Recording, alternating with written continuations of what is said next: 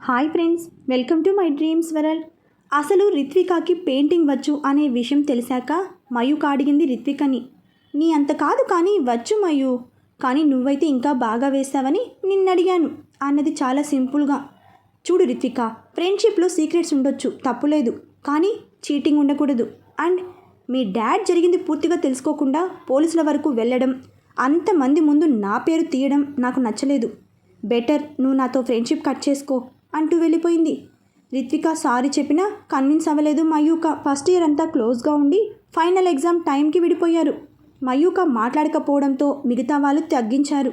Second year వచ్చేసరికి తను ఏ ధ్రువ్ కోసం వచ్చిందో ఆ ధ్రువ్ స్టడీస్ కంప్లీట్ చేసుకుని వెళ్ళిపోవడంతో తను కాలేజీ మానేసి వెళ్ళిపోయింది. ఆ రోజే ధ్రువ్ టీటీఎస్ ఓపెనింగ్.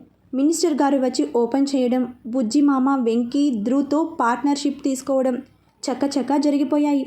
ధ్రువ్ ఇంటికి వచ్చి పిలవడంతో రఘు మాత్రమే వచ్చాడు ఓపెనింగ్ ఫంక్షన్కి. చిన్న రాకపోవడం ఇంకా బాధ కలిగించింది ధ్రువ్కి. వారం రోజుల పాటు ఫర్నిచర్ సెట్ చేయడం, సిస్టమ్స్ ఇన్స్టాలేషన్తో బిజీ అయ్యాడు ధ్రువ్. వన్ ఫైన్ మార్నింగ్ బుజ్జి ధ్రువ్ వెంకీ కూర్చున్నారు మీటింగ్కి. టెల్ ఫస్ట్ టూర్ వేర్కి అని అడిగాడు బుజ్జి. గాడ్స్ వన్ కంట్రీ కేరళ అన్నాడు ధ్రువ్. సూపర్ అంటూ చప్పట్లు కొట్టారు ఇద్దరు. బడ్జెట్ ఎంత మచ్చా అంటూ టేబుల్ మీద దరువు వేస్తూ అడిగాడు వెంకీ. రే, now you are not college పిల్లకాయ్, మన ధ్రువ్ టీటీఎస్కి ఒక డైరెక్టర్వి అన్నాడు బుజ్జి. అయితే అంటూ కళ్ళెగిరేశాడు వెంకీ. సో వాటా, నువ్వు ఈ డింక్ చికా డ్రమ్స్ వేయకు, బీ డీసెంట్ ఓకే అన్నాడు బుజ్జి మామ. నా డింక్ చకా డ్రమ్స్ సంగతి అలా ఉంచు, నువ్వు నీ అర్థం కాని తెంగ్లీష్లో వచ్చే కస్టమర్స్కి పిచ్చెక్కిస్తే అంతే సంగతులు అంటూ తగులుకున్నాడు వెంకీ. అబ్బా ఆపుతారా ఇద్దరు? మామ, కస్టమర్స్ ముందు వాడు అలా చేస్తే తప్పు, కానీ మనం మాత్రమే ఉంటే కాదు అంటూ వెంకీ వైపు చూసి. మామ్స్ తన లవ్ ఫెయిల్యూర్ అయినప్పుడు డిప్రెషన్లోకి వెళ్ళాడు. అప్పుడు తీసుకున్న ట్రీట్మెంట్లో భాగమే తనని తాను ఇంకో కోణంలో చూసుకోవడం. సో అలా మాట్లాడటం తప్పు కాదు అంటూ ఇద్దరికి వార్నింగ్ ఇచ్చాడు. ఇద్దరు సరే అంటూ సెకండ్ ఇచ్చుకున్నారు. సరే, ముందు మనం ఒక యాడ్ ఏజెన్సీతో టైఅప్ అవ్వాలి. వెంకీ రేటింగ్ చూసి టాప్ 10లో నుంచి ఒకదాన్ని సెలెక్ట్ చేయి అన్నాడు. ఓకే మచ్చా అంటూ ల్యాపీ ఓపెన్ చేశాడు. మామ్స్, నువ్వు ఒక శాంపిల్ యాడ్ ట్రై చేయి కేరళ టూర్కి అన్నాడు. బుజ్జి మామ ఒక పేపర్ పెన్ను తీసుకుని ఏదో రాసి, అల్లుడు సీ దిస్ అంటూ ఒక పేపర్ చూపించాడు. గాడ్స్ వన్ కంట్రీ కేరళ విహారయాత్ర 3 రోజులు, అమౌంట్ ఒక్కొక్కరికి 10,000 విత్ ఫుడ్ అండ్ బెడ్. ముఖ్య గమనిక, ఆడవాళ్ళకి నో ఎంట్రీ. అది చూసి ధ్రువ్ నవ్వుకుంటూ, ఇలా కాదు మామ్స్, నేను ఎడిట్ చేస్తా అంటూ పెన్ అందుకుని సరిచేసి, ఇది చూడు అన్నాడు. గాడ్స్ ఓన్ కంట్రీ కేరళ విహారయాత్ర 3 రోజులు, అమౌంట్ ఒక్కొక్కరికి 10,000 విత్ ఫుడ్ అండ్ బెడ్. ముఖ్య గమనిక, లవర్స్కి నో ఎంట్రీ. అది చూసి బుజ్జి, అంటే ఆడలేడీస్ ఎంట్రీ తప్పదా అంటూ మూతి బిగించాడు. ఇది మరీ బాగుంది, ఆడలేడీస్ లేకపోతే టూర్కి అందం ఏంటి మామ అన్నాడు వెంకీ. అందం అని కాదు, కానీ ఓన్లీ ఫర్ జెంట్స్ అంటే మనం చేసేది సైడ్ బిజినెస్ కాదు కదా, సో మనకి కంఫర్ట్ ఉండేలా చూసుకోవాలి అదన్నమాట అంటూ నవ్వాడు. నువ్వు సూపర్ అల్లుడు అంటూ వాటేసుకున్నాడు బుజ్జి. అరే మచ్చా, ఇదిగో ఈ ఏజెన్సీ చూడు అంటూ చూపించాడు. Smiley ads, add smiles to your life. అబ్బో, స్మైలీ అంటూ వాళ్ళే ఇమేజ్లు పెడితే మనమేం చేయాలి అంటూ ధ్రువ్ అడ్రస్ చూశాడు. 4th floor Aditya towers, Ameerpet. సరే, ఈవినింగ్ వెళ్ళి కలుద్దాం అన్నాడు ధ్రువ్. బైక్ పార్క్ చేసి లిఫ్ట్ ఎక్కారు వెంకీ ధ్రువ్. రిసెప్షన్లో నేమ్ చెప్పి వెళ్ళి కూర్చున్నారు. ధ్రువ్ చుట్టూ చూశాడు. ఎటు చూసిన ఆడలేడీస్ గురించి పోస్టర్లు. ఒక చిన్న పాప 2 years నుంచి 17 years వరకు ఫోటోలు. చాలా బాగుంది ఆ అమ్మాయి, అన్నింట్లో నవ్వుతూనే. అది చూసి, ఈ అమ్మాయిని టూత్పేస్ట్ యాడ్కి, సోప్స్ యాడ్కి మోడల్గా పంపొచ్చు అంటూ నవ్వాడు వెంకీ. బహుశా ఈ పాప పేరే స్మైలీ ఏమోరా, అందుకే నవ్వుతూనే ఉంది అన్నాడు ధ్రువ్. 10 నిమిషాల తర్వాత రిసెప్షనిస్ట్ పిలిచింది. Mister Dhruv, ma'am is calling, go straight and take right అన్నది నవ్వుతూ. ధ్రువ్ వెంకీ లేచి వెళ్ళారు. డోర్ మీద మిస్ భార్గవి మేనేజింగ్ డైరెక్టర్ అని నేమ్ బోర్డు చూసి లోపలికి వెళ్ళారు. ఎదురుగా కాటన్ శారీతో చాలా సింపుల్గా ఉంది మన అత్త. చైర్లో కూర్చుని సిస్టమ్ చూస్తోంది. వెంకీ తనని చూడగానే గుర్తుపట్టేశాడు. వెంటనే ఫెమినిస్ట్ అంటూ నోరు తెరిచాడు. ష్ అంటూ సైగ చేసి, గుడ్ ఈవినింగ్ మేడం అన్నాడు. భార్గవి ఇద్దరిని ఎగాదిగా చూస్తూ, టేక్ యువర్ సీట్స్ అన్నది యమ సీరియస్గా. వెంకీకి టెన్షన్ పెరిగింది. నా పేరు ధ్రువ్, తను నా ఫ్రెండ్ వెంకట్. మేము కొత్తగా టూర్స్ అండ్ ట్రావెల్ స్టార్ట్ చేసాం. మీ ప్యాకేజ్ చూసి నచ్చి మీతో మాట్లాడాలని వచ్చాం అన్నాడు సీరియస్గా. నేమేంటి అని అడిగింది సీరియస్గానే. భార్గవి అత్త వాయిస్ సీరియస్గానే ఉంటుంది. ఇదేంటి నేమ్ చూస్తే స్మైలీ, ఈవిడ మాత్రం అస్సలు నవ్వడం లేదు అనుకున్నారు ఇద్దరు. ధ్రువ్స్ టూర్స్ అండ్ ట్రావెల్స్ అని చెప్పాడు ధ్రువ్. మిస్టర్ ధ్రువ్, మా ప్యాకేజీ నచ్చిందంటున్నావు, ప్రైస్ చాలా కాస్ట్ అనిపించలేదా అని అడిగింది. కాస్ట్ ఎక్కువ అంటే వర్క్ కూడా ది బెస్ట్ ఇస్తారనే కదా అన్నాడు ధ్రువ్. ఓకే, ముందు మీ కంపెనీ లోగో నుంచి మొదలవుతుంది మన అగ్రిమెంట్ అన్నది. అగ్రిమెంట్ ఏంటి అన్నారు ఇద్దరు ఒక్కసారే.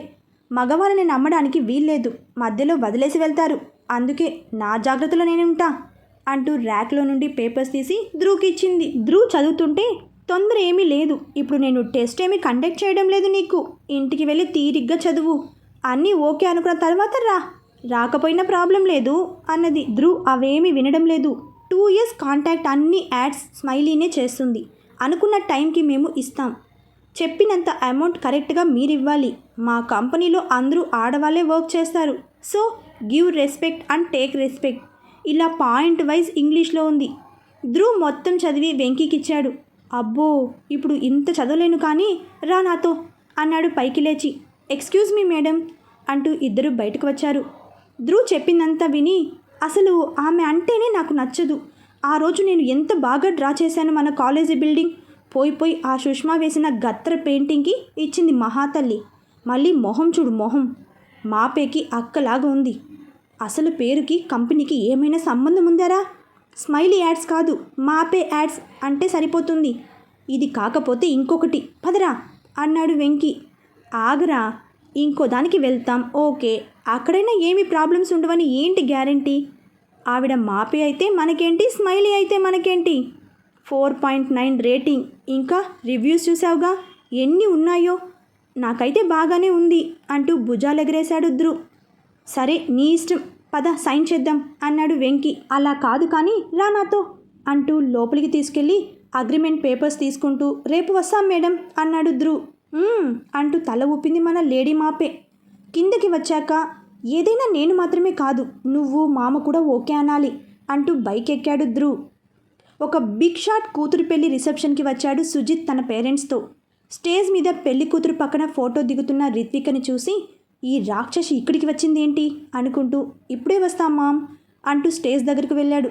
తనని చూసి చూడనట్లు రిత్విక సెల్ఫీ దిగుతుంటే తనే పైకి వెళ్ళి, ఆస్కార్కి 6 అడుగుల దూరంలో ఉన్న మహానటి రా, నీతో చాలా మాట్లాడాలి అన్నాడు.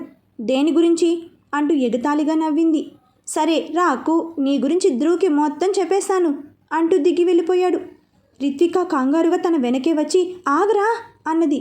వెళ్ళు అంటూ దూరంగా వెళ్ళి కూర్చున్నాడు. సరే సారీ, చెప్పు, ఏదో మాట్లాడాలి అన్నావు అంటూ కాళ్ళ బేరానికి వచ్చింది. కాలేజ్ ఎందుకు మానేశావు అంటూ సీరియస్గా చూశాడు. నా ధ్రువ్ లేడుగా, మరి మయూక ఉందిగా, కానీ నాతో మాట్లాడటం లేదు, నువ్వు తనని చీట్ చేసావు కాబట్టి మాట్లాడటం లేదు, మరి నా హెల్ప్తో ధ్రువ్ వాళ్ళ మదర్ని బాగానే లైన్లో పెట్టావుగా, నాకు హెల్ప్ చేస్తానని ఎగిరి తన్నిపోయావు అని అంటూ ఎగాదిగా చూస్తూ, చూడు సుజిత్, నాకు సెంటిమెంట్స్, గ్రాటిట్యూడ్స్ లాంటి వర్డ్స్కి స్పెల్లింగ్ తెలీదు, నేను ధ్రువ్ని ఫస్ట్ టైం చూడగానే ఇష్టపడ్డాను, తనకి లవ్ అంటే ఇష్టం ఉండదని తన ఇంట్రెస్ట్ తెలుసుకుని అవన్నీ నేర్చుకున్నా, పెయింటింగ్ అంటే తనకి ఇష్టం, సోషల్ సర్వీస్ ఇంకా ఇష్టం, ఇలా ప్రతిదీ తన కోసం చేశా, ఎందుకు తన దృష్టిలో పడాలని, కానీ తను మాత్రం నా వంక ఒక్కసారి కూడా చూడలేదు.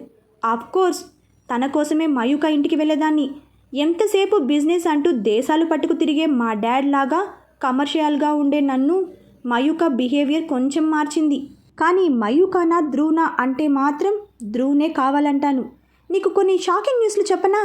ఒకరోజు సినిమా హాల్లో రౌడీ ముఖాన్ని పెట్టింది నేనే, నన్ను గొడవ చేయమంటే వాళ్ళు మయూకతో గొడవ పడ్డారు, ఈడియట్స్ అన్నది కోపంగా. ఏంటి, నా డార్లింగ్ని గొడవ చేశారా అంటూ కోపంతో పిడికిలి బిగించాడు సుజిత్. రిత్విక అదేం పట్టించుకోకుండా, ధ్రువ్ నన్ను కాపాడాలి, నేను అలా పరిచయం పెంచుకోవచ్చు అనుకుంటే ఏదేదో జరిగింది. సరే సోషల్ వెల్ఫేర్ అంటూ ధ్రువ్ ఇన్స్టాలో పోస్టులు చూసి నేను ఒక మెడికల్ క్యాంప్ కండక్ట్ చేశా. నా లక్, ఆ రోజు తను అనుకోకుండా అక్కడికి వచ్చాడు, రాకపోతే నేనే నెక్స్ట్ డే సోషల్ మీడియాలో వచ్చేలా చేద్దాం అనుకున్నాను, అది వేరే విషయం. ఇంకా బ్లడ్ డొనేషన్ ఐడియా కూడా మయూ కాదే అంటూ నవ్వింది. ఛా, తనది ఐడియా, నేనింకా నీదేమో ఆ ధ్రువగాడు సపోర్ట్ అని కావాలని గొడవ పెట్టుకున్నా అంటూ తల కొట్టుకున్నాడు. రిత్విక నవ్వుతుంటే, అవును, మీ డాడీకి ధ్రువ్ అంటే కోపం కదా, మరి నీ ప్రపోజల్కి ఆయన ఒప్పుకుంటాడా అని అడిగాడు డౌట్గా. ఒప్పుకుంటే ఓకే, లేకపోతే ఏం చేయాలో నాకు తెలుసు కానీ ఇంకేంటి, ఏమంటోంది మయూక అని అడిగింది. ఏంటి అనేది, first year college first, second ఇయర్లో జాయిన్ అయ్యాక నా వైపు కూడా చూడటం లేదు అన్నాడు బొంగుమూతి పెడుతూ. చుచ్చుచూ, ఎంత పని జరిగింది. సరే, నీ ప్లాన్ వలన నేను ధ్రువ్ వాళ్ళ మదర్ దృష్టిలో పడ్డాను. సో నేను ఒక ఐడియా ఇస్తాను, నువ్వు వాళ్ళ నాన్న దృష్టిలో పడు. ఎందుకంటే మయూకాకి వాళ్ళ నాన్న అంటే ప్రాణం, ఆయన ఏం చెప్పినా చేస్తుంది. సో ఆ సైడ్ నుంచి రూట్ క్లియర్ చేసుకో అన్నది నవ్వుతూ. నీ నెంబర్ ఇవ్వు అన్నాడు. రిత్విక నెంబర్ ఇచ్చి వెళ్ళిపోయింది. ఇక్కడ కమ్యూనిటీ హాల్లో ఏదో ఫంక్షన్ జరుగుతోంది. బఫే పెట్టారు. చిన్న ధ్రువ్ వడ్డించుకుంటూ ఒకరినొకరు చూసుకున్నారు. ఎంతొచ్చింది మార్క్స్ ఫస్ట్ ఇయర్లో అని అడిగాడు ధ్రువ్. 80% అంటూ చిన్నగా చెప్పాడు. సర్లే, నువ్వు టెన్షన్ పడకు. నువ్వంటే నన్ను మర్చిపోయావు కానీ నేను మర్చిపోలేదు. నీకు నా కంపెనీలో జాబ్ ఇస్తా అన్నాడు. కానీ చిన్న కామ్గా ధ్రువ్ వెనక వైపే చూస్తుంటే ఏంటి అన్నాడు. నువ్వు జాబ్ ఇప్పిస్తావా? ఎందుకట? అప్పుడు కూడా మీ మమ్మీ చేత నా తమ్ముడిని తిట్టించడానికా అని వినిపించి వెనక్కి చూశాడు. మయూక తననే కొరకొరాని చూస్తోంది. చూడటానికి జున్నులాగా క్యూట్గా ఉన్నా మాటలు మాత్రం దమ్ బిర్యానీలాగా ఘాటుగా ఉన్నాయి. మయూక అలా అనగానే ధ్రువ్ ఏం మాట్లాడకుండా చిన్న వైపు చూసి, చూడు చిన్న, ఇప్పుడు నేను స్టూడెంట్ని కాదు, ఒక కంపెనీ స్టార్ట్ చేసి కెరీర్ మొదలుపెట్టాను. నేను ఏ డెవిల్కి ఆన్సర్ చెప్పక్కర్లేదు. అలాగే నిన్ను ఎవరు ఒక మాట అనకుండా చూసుకోవాల్సిన బాధ్యత కూడా నాదే. ఎవరి గురించో నీకు అర్థమైంది అనుకుంటాను. ఇంకా నీ కెరీర్ గురించి నేను ఎప్పుడో ప్లాన్ చేశాను. నీ స్టడీస్ అయిపోయాక ఎవరు అడ్డుపడినా ఊరుకోను అంటూ మయూక వైపు సీరియస్గా చూస్తూ వెళ్ళాడు. మయూకకి సంఖ్య తిరిగింది. అంతే, తన వెనకే వెళ్ళి, నా తమ్ముడి కెరీర్ గురించి డెసిషన్ తీసుకోవడానికి నువ్వెవరివి అని అడిగింది కోపంగా. వాడు నా బెస్ట్ ఫ్రెండ్, నా లైఫ్లో ఒక భాగం వాడు. ఎక్కువ మాట్లాడకుండా వెళ్ళు ఇక్కడి నుంచి అన్నాడు సీరియస్గా. అప్పుడే బుజ్జి మామ, రేఖ, శ్రీధర్ లోపలికి రావడం చూసి, ఏదో ఒకరోజు నువ్వే వస్తావు నా దగ్గరకు, అప్పుడు చెప్తారా సైక్ నీ సంగతి అంటూ వెళ్ళిపోయింది. నిజంగా ఇలా అనుకోవడం 100 సారేమో. ఎవడు చేసుకుంటాడో కానీ 2వ రోజే పారిపోతాడు. గయ్యాలి మొహం, బాబోయ్ టార్చర్ అనుకుంటూ తినడం మొదలుపెట్టాడు. తింటూ చుట్టూ చూస్తుంటే కొంతమంది మగపిల్లలు మయూక దృష్టిలో పడాలని వాళ్ళు చేసే విన్యాసాలు చూసి, షూ, వీళ్ళ వేషాలు అని తల కొట్టుకున్నాడు. ఒకడైతే మయూక రసమైలు తీసుకో అంటూ కప్పందిస్తుంటే, రేయ్ కొట్టానంటే గూబ గుయ్యమంటుంది, వెళ్ళు అంటూ గుడ్లు పెద్దవి చేసి అరిచింది. అంతే, వాడు పరుగో పరుగు. వాట్ అల్లుడు, why are you looking that peacock girl అని అడిగాడు పక్కన కూర్చొని బుజ్జి. చూసేది తనని కాదు మామ్స్, తన దృష్టిలో పడటానికి నానా యాతనలు పడుతున్న మన కాలనీ అబ్బాయిల్ని అన్నాడు.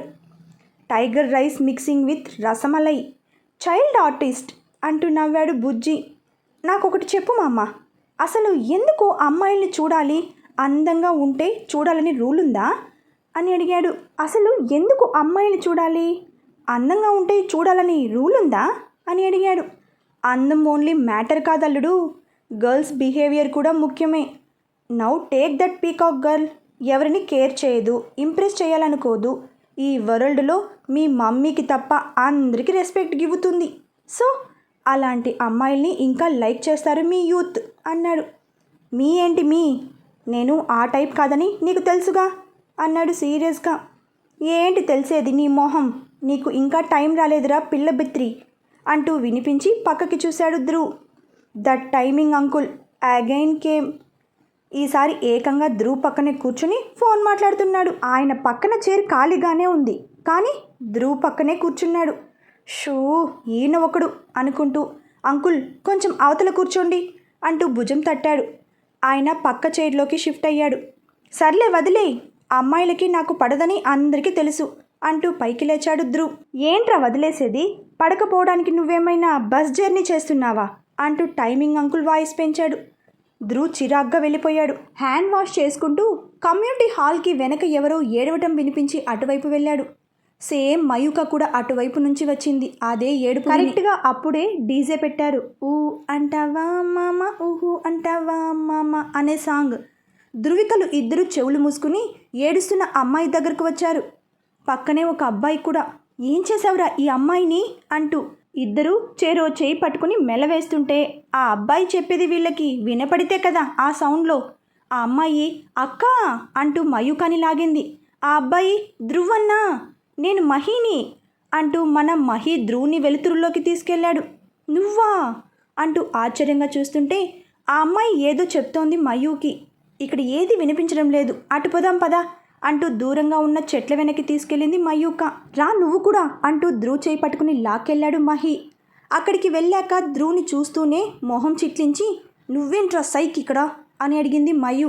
హే డెవిల్ నువ్వు తట్టుకో, నేనేమి నీకోసం రాలేదు అంటూ మహి భుజంపై చరుస్తూ నువ్వు చెప్పరా ఏంటి సంగతి అని అడిగాడు. విద్య అందుకుని ఏంటి సంగతి అని అడుగుతున్నావా రాక్షసుడా, నీ వల్ల కదా నా ఏడుపు అంటూ ఏడుస్తుంటే మయూ నవ్వు ఆపుకుని ధ్రువ్ వైపు కళ్ళతోనే సైగ చేసింది. భలే తిట్టింది కదా అని. ధ్రువ్ కోపం కంట్రోల్లో పెట్టి నా వల్ల ఏంటి అని అడిగాడు సీరియస్గా. నేను చచ్చాగా చెప్పడానికి అంటూ మహి అందుకుని నువ్వు నేను పోయిన నెల బయటికి వెళ్ళాం గుర్తుందా అని అడిగాడు ధ్రువ్ని కొరకొర చూస్తూ. నీకు బైక్ కొనాలనే కదా నేను సెలెక్ట్ చేయాలని తీసుకెళ్ళావు అన్నాడు ధ్రువ్. అదే నేను చేసిన తప్పు అంటూ మయూక వైపు చూసి మా నాన్నకి ఎవరో సెకండ్ హ్యాండ్ బండి అమ్ముతున్నారని తెలిసి ఈ ధ్రువ్కి పైసలిచ్చి దాని కండిషన్ అది చూసి కొనివ్వు అన్నాడు. వీడు ఏదో పెద్ద తోపైనట్లు అనుకుంది మయూక. అక్కడికి వెళ్ళాక బండి అమ్మే ఆయన బండి చూపించాడు. అన్నీ చెక్ చేసి బాగుంది తీసుకో అంటూ సలహా ఇచ్చి డబ్బులు ఇచ్చాడు ఆయనకి. ఆయన అవి తీసుకుని లోపలికి వెళ్ళాక అని చెప్తుంటే విద్య కళ్ళు తుడుచుకుంటూ నేను చెప్తా అంటూ కంటిన్యూ చేసింది. నేను లోపలికి వెళ్తూ మహిని చూసి ఆగిపోయాను అనగానే నువ్వు లోపలికి ఎందుకు వెళ్తున్నావు అని అడిగింది మయూక. అబ్బా చెప్తా విను ముందు. అప్పుడు ఇద్దరు నన్ను చూసి ఏంటమ్మా నీకు పని పట ఏం లేదా, మావాడు ఎక్కడికి వెళ్తే అక్కడికి రావడమేనా, కష్టపడి వీడిని ఒక దారికి తీసుకొస్తే నువ్వు మళ్ళీ వచ్చి చెడగొట్టకు, లవ్ గివ్ అని అంటూ తిట్టాడు. ఆ తర్వాత లోపల నుండి వచ్చిన మా బాబాయి నా వైపు చూసి రిసీట్ ఇచ్చాడు అన్నది. అంటే మహికి బండి అమ్మింది అంటూ నోరు తెరిచాడు ధ్రువ్. మా బాబాయ్ అని మళ్ళీ ఏడుస్తూ నువ్వు లవ్ అన్నావుగా, పోయి మా ఇంట్లో విషయం చెప్పాడు, అంతే నన్ను చదువు మాన్పించేసి మా చుట్టాల అబ్బాయితో పెళ్లి ఫిక్స్ చేశారు అంటూ ఏడుపు పెంచింది. అది విని ధ్రువ్ ఓస్ అంతేగా, ఇది చెప్పడానికా నన్ను లాక్కొచ్చారు, పోయి చేసుకో, పెద్దవాళ్ళు ఏది చేసినా మన మంచికే చేస్తారు అన్నాడు.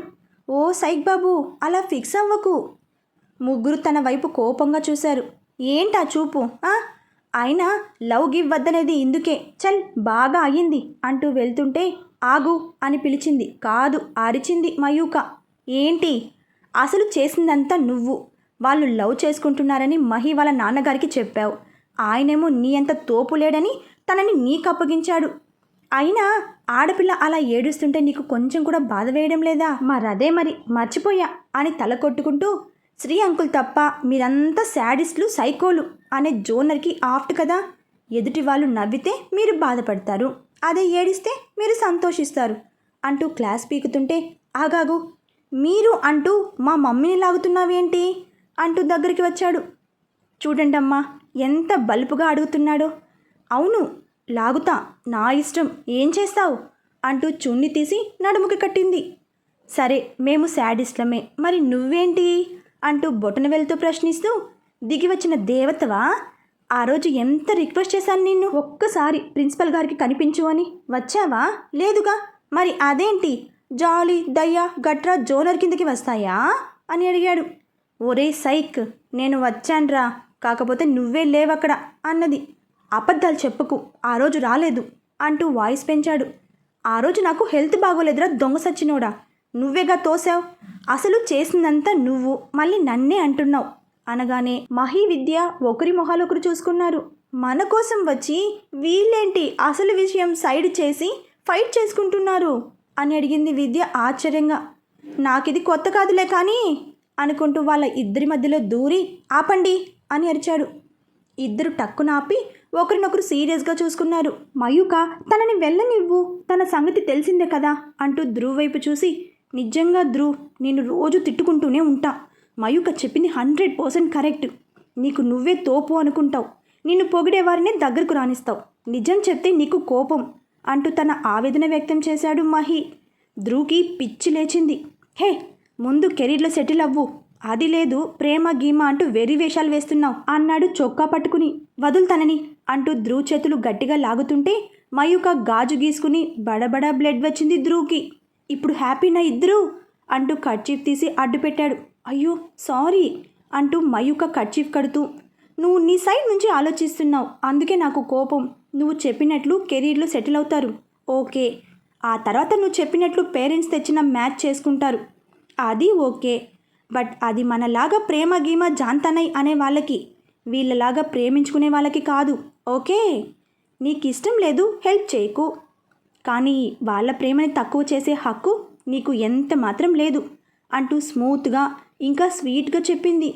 ధ్రువ్ ఏం మాట్లాడకుండా కామ్గా వెళ్ళిపోతుంటే, ఓయ్ సైక్, అలాని వెళ్ళి మహి వాళ్ళ పేరెంట్స్కి ఇన్ఫామ్ చేస్తావా అంటూ నవ్వింది. ఉఫ్ అనుకుంటూ వెనక్కి వచ్చి, విన్నాను కదా అని ఎక్కువ మాట్లాడుకు అన్నాడు. అంతా వింటున్న విద్య, మహి వాళ్ళ పంచాయతీ తర్వాత చూడు, రేపే నిశ్చితార్థం, అయినా నేను నీకోసం వచ్చేస్తాను, ఏం చేయను అని అడిగింది ఏడుస్తూ. అది చూసి మహి మయు చెరో వైపు పట్టుకుని తనని ఓదారుస్తుంటే, నిజంగా ఆడపిల్లలు ఏడ్చి మరీ లొంగ తీసుకుంటారు అనుకున్నాడు ధ్రువ్. నేను వచ్చి మీ పేరెంట్స్తో మాట్లాడతాను అన్నాడు మహి. ఒప్పుకోరు మహి, మా నాన్నకి అసలే హెల్త్ బాగోలేదని నీకు తెలుసు కదా, ఇప్పుడు నిన్ను చూస్తే ఆయన ఇంకా ఆవేశపడతారు అన్నది. పోనీ నువ్వే చెప్పు, ఈ పెళ్ళి ఇష్టం లేదని అన్నది మయూక. ఆల్రెడీ చెప్పానక్క, పిచ్చి వేషాలు వేస్తే ఊరుకోమని వార్నింగ్ ఇచ్చారు. అబ్బా అబ్బబ్బా, ఏంటి మళ్ళీ చెప్పమ్మాయి, పిచ్చి వేషాలు? అది సంగతి, ప్రేమంటేనే పిచ్చి పని, ఆ మాట నేనంటే ఆ డెవిల్ ఓ క్లాస్ పీకింది, మరి మీ ఇంట్లో వాళ్ళు కూడా అదేగా అన్నారు అంటూ నవ్వాడు ధ్రువ్. ముగ్గురు కొరకొర చూశారు. మళ్ళీ తన మాటలు పట్టించుకోకు, నువ్వు ఇలా రావడం కూడా కరెక్ట్ కాదు, మీ పేరెంట్స్ నీకోసం కంగారు పడతారు, ముందు ఇంటికి వెళ్ళు అన్నది మయూక. లేదక్క, వెళ్తే ఊరుకోరు అన్నది భయంగా. ఇంత సీన్ చేసే కంటే పోయి ఆ పెళ్లి కొడుకుతో మాట్లాడితే సింపుల్గా అయిపోతుంది అన్నాడు ధ్రువ్. ముగ్గురు ఈసారి ఆశ్చర్యంగా చూశారు. కదా, మీ ఇద్దరు వెళ్ళి అతనితో మాట్లాడండి అన్నది మయు. అమ్మో, అతను సినిమాల్లో ఫైట్ మాస్టర్ కింద అసిస్టెంట్ అంటాక, వెళ్తే ఇద్దరిని కలిపి కొడతాడేమో అన్నది భయంగా. మయూక ఆలోచిస్తూ, సై నువ్వు రా మాతో అన్నది. ఏంటి నేనా, మీతోనా, అసలు నువ్వెక్కడికి వెళ్తున్నావు అని అడిగాడు ఆశ్చర్యంగా. ఆ పెళ్లి కొడుకింటికి, పుట్టాక ఒక మంచి పని చేసిన ఫీల్ నీకు ఎలా ఉంటుందో చూపిస్తారా అంటూ మహి వైపు చూసి, నీ బండి తీసుకురా అన్నది. నేను రాను అన్నాడు ధ్రువ్. సరే, వస్తే చిన్నాతో ఫ్రెండ్షిప్ చేసుకోవడానికి పర్మిషన్ ఇస్తా, చూసుకో మరి, నీ కంపెనీలో జాబ్ కూడా అన్నది. పిల్లోడు షాక్ అయినా చిన్నా కోసం సరేనన్నాడు. విద్య, నువ్వు మహి మా కాలనీ చివర వెయిట్ చేయండి అంటూ పంపించి, పద అంటూ ధ్రువ్ వైపు చూసింది. బుజ్జి మామ ధ్రువ్ కోసం వెతుక్కుంటూ ఈ చెట్ల దగ్గరకు వచ్చాడు. ఇక్కడ ధ్రువ్ మయు కాలనీ చూసిన బుజ్జి మామ ఏమనుకుంటాడు, ఎలా ఫీల్ అవుతాడు, తరువాతి అప్డేట్లో తెలుసుకుందాం. బాయ్ ఫ్రెండ్స్, మరొక భాగంతో కలుసుకుందాం.